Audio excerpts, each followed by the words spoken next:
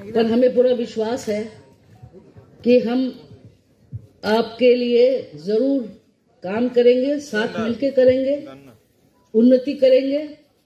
और हम नहीं चाहते कि हमारे कोई भी बहन भाई लोग अभी एक दूसरे के लिए छोटे छोटे चीज के लिए हम लोग लड़ाई करें। ये समय है कि हम लोग को एक साथ होना है, एक साथ लड़ना है। दुश्मन आगे है और वो बहुत सारी बातें करेंगे, हमारे लिए बातें करेंगे, पर मुझे ये मालूम है कि भाई हम सबसे पहले एक हिंदुस्तानी भी है।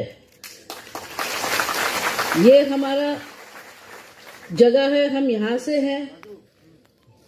जब हम इतने दूर से यहाँ पे आए हैं तो जरूर यहाँ के लोग के प्रेम और ऊपर वाले भगवान के आशीर्वाद से मुझे बुलाया गया है। मैं पूरा कोशिश करूंगी कि आप लोगों को कोई कष्ट नहीं हो। आप हमारे सब बहन भाई हो। आपके ऊपर पहाड़ में भी बहन भाई हैं, हमारे नीचे भी बहन भाई हैं। हम लोग मिलके ऐसे वोटिंग काउंट देंगे कि हम लोग अपने दुश्मन को छक्के उड़ा देंगे। ये हम चाहते हैं आप लोग सबसे। और एक जोरदार ताली हमारे मुख्यमंत्री जी के लिए और विपत भाई के लिए कि हम लोग साथ मिलके इस बार सबको दिखा देंगे।